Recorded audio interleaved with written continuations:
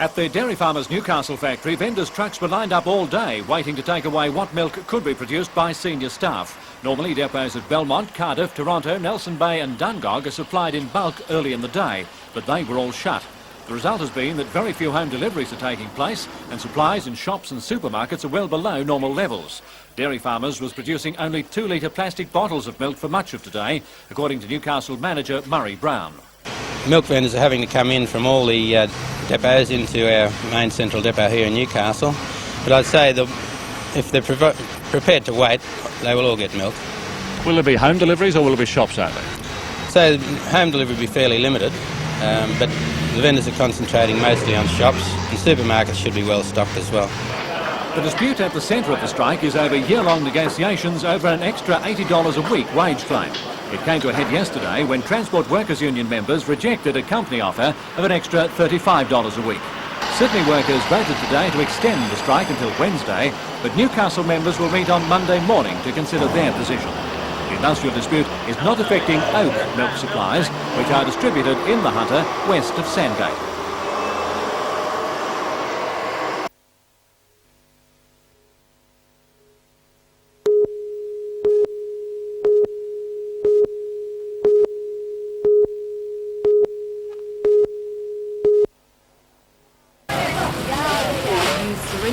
Broken furniture, shopping trolleys and plenty of weed were pulled out of Lake Macquarie.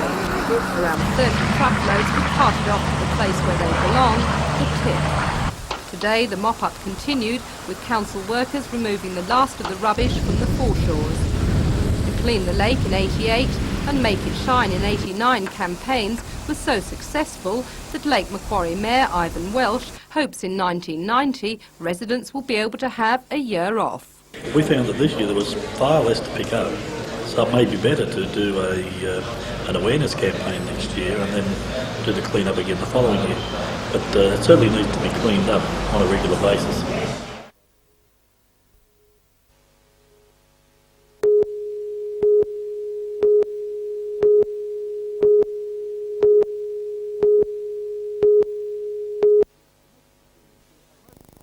For most of the period Bill Hayden was Foreign Minister, Michael Costello was his chief advisor.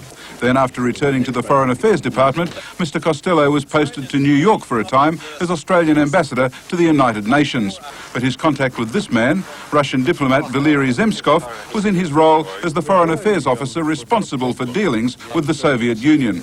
A government document leaked last week confirmed that Zemskov, who went back to Moscow earlier this year, had been identified by the Australian Security Intelligence Organisation, ASIO, as a member of the KGB's elite special reserve. I am not, and I am not going to be. In Parliament today, the Prime Minister accused opposition Foreign Affairs spokesman John Spender of making shabby, despicable and unsubstantiated allegations against Mr Costello in a press statement on Friday. There has been a malicious and unfounded attack upon an individual. It's an exercise in McCarthyism, Madam Speaker. Mr Costello, an acting Deputy Secretary in Foreign Affairs, is not commenting. The Spender press release, quoted by Mr Hawke in the House, said a close relationship Zemskov reportedly developed with him may be a cause for particularly grave concern. But Mr Hawke told Parliament that Mr Costello was a career diplomat who'd served his country with diligence and dedication. There was no foundation for any suggestion of a sinister relationship.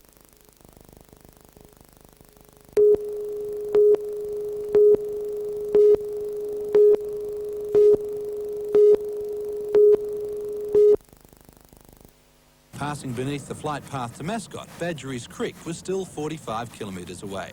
And in the time it took to get through suburbia and out into the country, one could have flown to Melbourne. Only a minor drawback compared to the massive work involved in converting Badgerys Creek into an international airport. Just flattening the hilly terrain would be an almost unprecedented. The Chamber says the only short-term solution to Sydney's worsening air traffic congestion is a second parallel runway at Mascot, a proposal bitterly opposed by aviation supporters.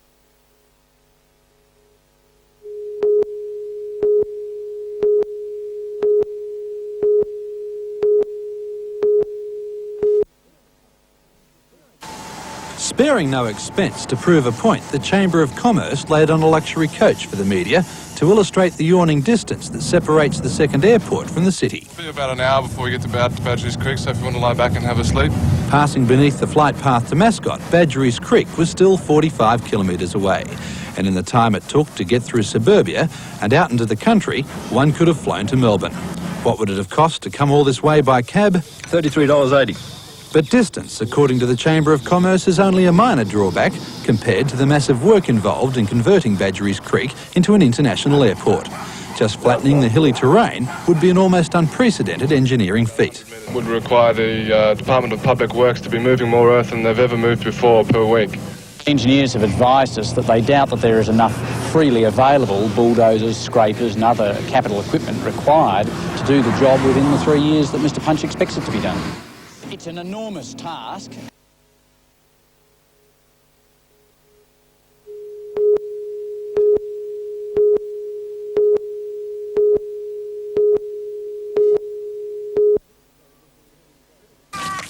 Critics say the zoo has been gradually going downhill since the Groner government shut off funding for the park soon after gaining office. Last December's fatal mauling of an attendant in the tiger enclosure fueled dissatisfaction among staff over such issues as safety and conditions. Today came claims that the park was practically broke and a shambles, with many exhibits, including the lions and orangutans, about to be closed and the animals shipped to other zoos. Claims the Zoo Workers' main union, the Public Service Association, was ready to support. The zoo will continue to deteriorate, animals will be lost, and Taronga's reputation as a first-class institution will just be that much further diminished. So there was relief late today when Environment Minister Moore announced that recurrent payments to the zoo would begin in July. The lions and some orangutans will still have to go, but it will be more like a holiday, while flash new homes are built for them at Taronga. John Collis, National 9 News.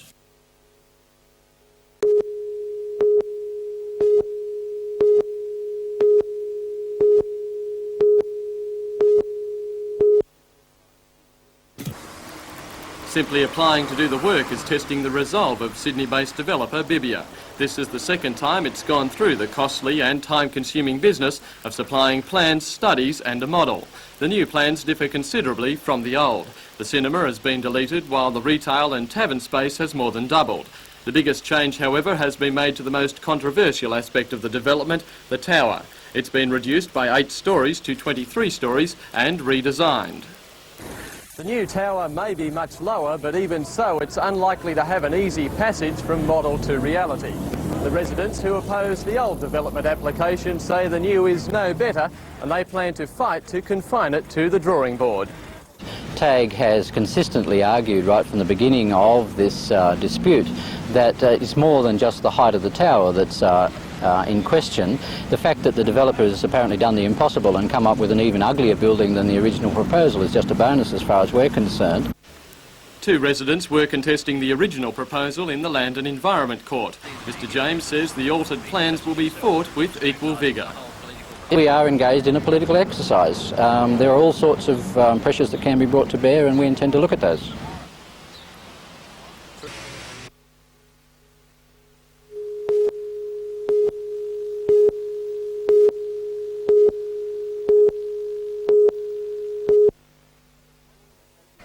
The tournament has become so popular, more than 100 teams of 4s applied, but only 56 could be accepted.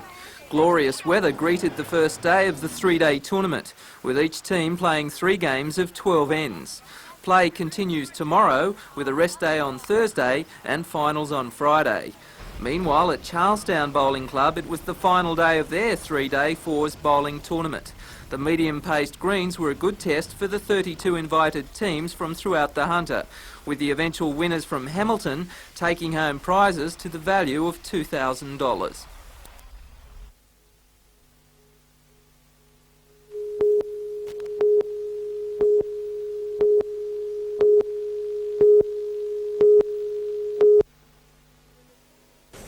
When the trainer at the Newcastle Police Citizens Youth Club left last year, Deanne took on the job of teaching 12 young boys to box. However, despite the fact that Deanne was their coach, she wasn't allowed in the ring when the boys fought, and another trainer sat in her place. It was this fact which prompted Diane to consider gaining her accreditation. After overcoming a few minor technicalities in the Amateur Boxing Association rules, Diane can at last boast of being an official trainer, and she has the badge to prove it. According to Diane, with a long family involvement in the sport, her step into training was quite natural. I've been around boxing all my life. My uncles all did boxing. I'm married into a family that the father-in-law trains boxers in Newcastle. My husband did boxing, my brother-in-law, my son took it up. All the trainers retired for family commitments and reasons of their own. They all sort of retired and there was no one here. So, well, I can do this. But probably the most unusual thing about this lady is that the 10 hours a week she puts in training the boys is from the goodness of her heart. Jodie McKay reporting for NBN News.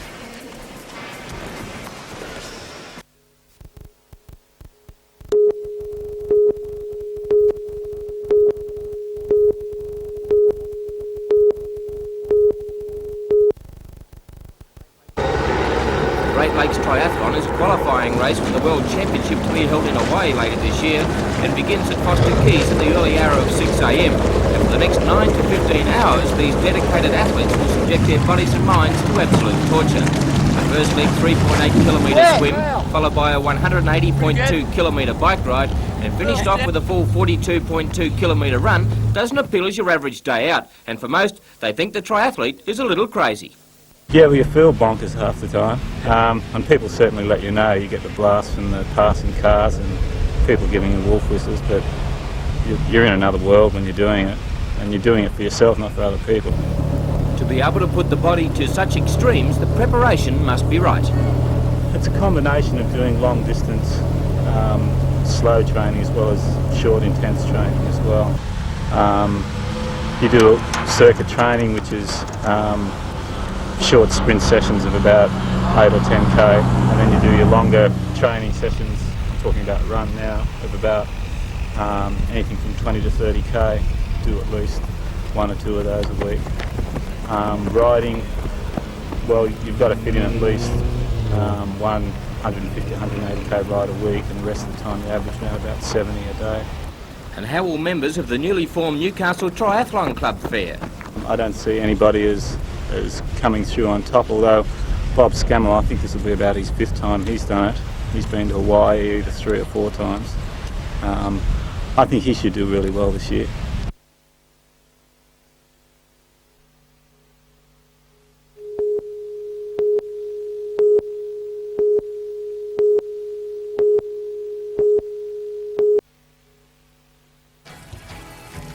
All my bags are packed, I'm ready to go.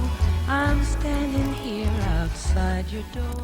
The flying adventurers from Newcastle Aero Club were up bright and ready at 7 o'clock this morning.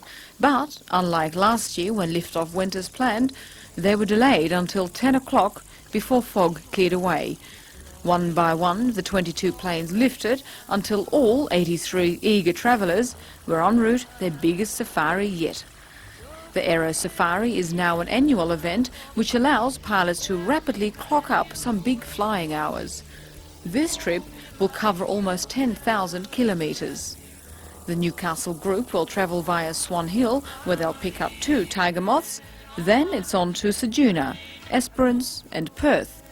But then they'll take the long way home via Kalgoorlie, Ulara, onto Alice Springs, Tibooburra, and then they'll be back home in 16 days.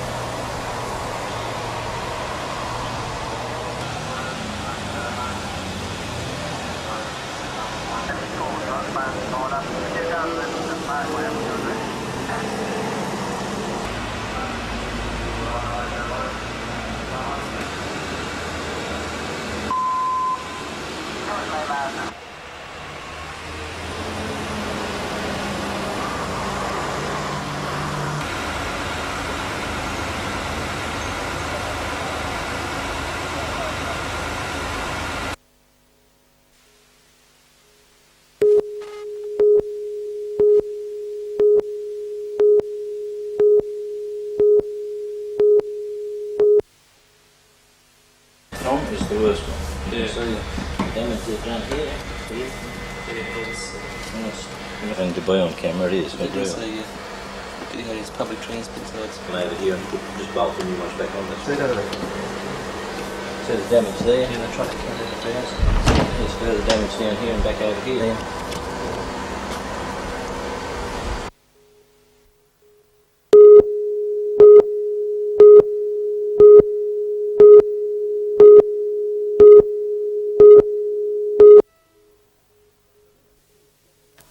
Glenelg Chief General Manager John Fitzgerald said today the company has evolved from being an engineering company into a major manufacturer at the forefront of both technology and market development. Glenelg has formed a joint venture company to develop products and technology for the transport market. Another partner is already associated in the design and manufacture of the state-of-the-art Tangara train seats. The GavEng consortium, of which Glenelg is a third, is looking at large-scale projects like the Anzac frigates. And the company is also looking at other defence work with United States partners. Well, some aspects of the business, like small machining, small fabrication, are no longer viable in an organisation such as ours. So we have to move from that area into more high technology and larger programs of work, locomotives, rolling stock as we do, but also defence industries, rubber and plastics machinery, work that's more conducive to high technology than the past practice of just straight basic trade skills. Of course, such major change of direction cannot be accomplished without some upset. Two traditional areas, the boiler making and general machine shops at Broadmeadow, will be reduced, with the loss of about 40 jobs. Mr Fitzgerald says the company restructuring requires this to improve flexibility. We are actually opening up new forms of employment in that industry, and there'll be some transfers take place. But it cannot change at a rate to accommodate the complete change we must make in the areas that are just no longer viable. Some retrenchment notices were handed out today. Further discussions are taking place between the company and unions, and more notices will go out in about a week.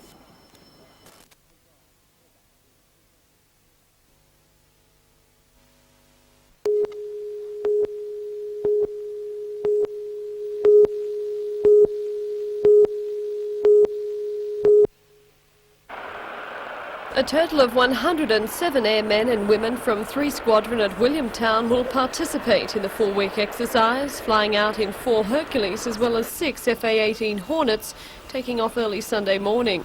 They'll be spending their days at Singapore's Pia Lever Air Base. The first 3 weeks will be spent in a work-up period with the base's forces, working on tactics and exchanging ideas.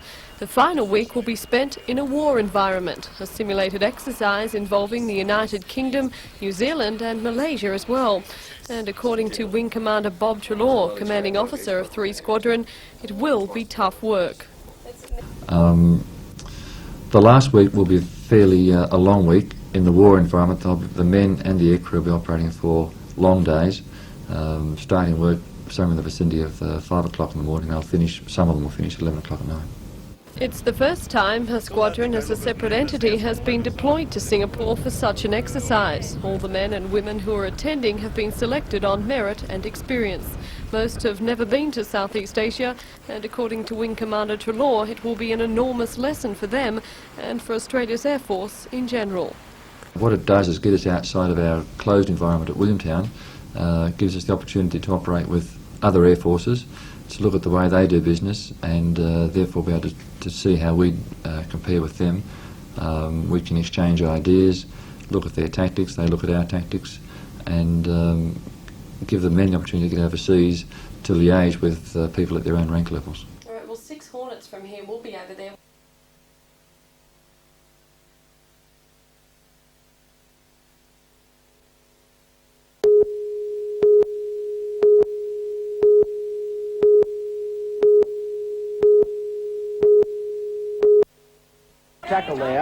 In a pathetic opening, it appeared the players weren't allowed to catch the ball. It wasn't until the 15th minute that there was some excitement, and it wasn't the Knights who provided it. From a good backline move, Lindsay Bowen scooted across in the corner to give the rep team a 4-0 lead. But it only took the Knights a few minutes to hit back through the services of Mick Reid. Mark Sargent stretched the Knights' lead with a strong try in the 24th minute.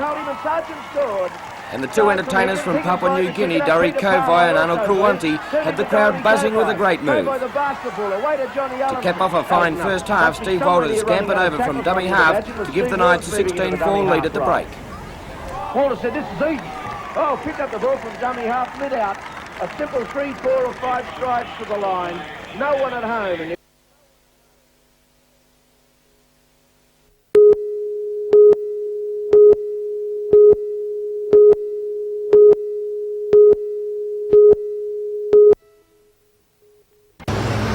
The streetscape of the Cardiff CBD has been virtually unchanged since the 1950s. Described as chaotic by the environmental planning consultancy which prepared the study, Cardiff is now looking for a new face. The plan outlines pedestrian-orientated streets, outdoor eating areas, street tree planting and landscaping of car parks. We like to see a more pedestrian-orientated complex here at Cardiff, trying to remove the motor vehicle from the main CBD and make it a more pleasant place to shop. Cardiff Chamber of Commerce President Kevin Moon says business is stable in Cardiff at the moment. However, there are several vacancies for shops. With the largest shopping centre in Newcastle, the Glendale Centre, a 5-minute trip away, opening in 1992, Cardiff business houses must be worried. Kevin Moon believes they can compete. I think we can, on a more personal nature. I think this is what people are looking for. Larger shopping centres, fair enough, might provide more car parking spots, but let's face it, they don't get the service.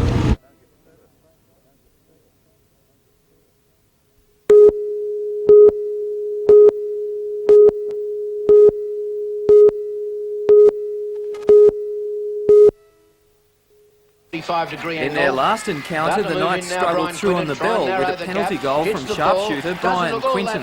The victory was sweet, with many league pundits putting it down to inside information from ex-Bulldogs Mark Sargent and Michael Hagan. Canterbury coach Phil Gould says Hagan can read the Premier's play. He'll know pretty much what we're doing. He's only 1 in 13. The other fellas have got to be able to combat what we're doing as well. Hagan says professional footballers should know everything about the opposition, whatever the situation. With the advantage of videos and things these days, it really doesn't matter. You can study the opposition without having played with them or against them. Canterbury have its top team for the match, including 7 internationals. Terry Lamb is playing his first game of the season. The Knights have selected a big pack with Butterfield in at hooker to boost the front line. Also at tonight's game will be 120 of Newcastle's greatest asset, the fans. 3 busloads from the very young to the old are braving the traffic and rain to see their idols. Canterbury are pleased to be playing on neutral ground. It's got to be an advantage getting them away from that home crowd for sure. It's a pretty awesome experience going up there, and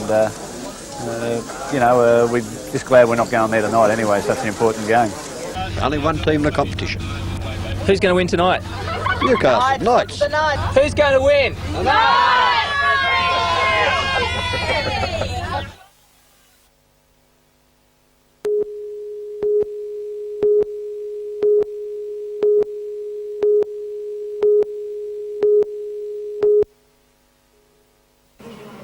Most people, like me, probably hadn't realised there is such a thing as Eskimo art. But the hunters who inhabit the Arctic coast of Greenland, North America and the Bering Sea do have a rich history of artistic expression. Limited by the availability of material and tools, sculpture is their oldest form of art, with carving rather than chiselling of soapstone and driftwood. Because they were more available and easier to use than stone and timber, reindeer antler and whalebone were also frequently used. Like Australia's Aborigines, Eskimo art also features X-ray type studies of the structure of animals. Modern times brought better utensils obtained through trading, and commercial encouragement in the 1950s saw the production of sealskin tapestries, while the 60s brought stone-cut printing on rice paper over inked stone reliefs.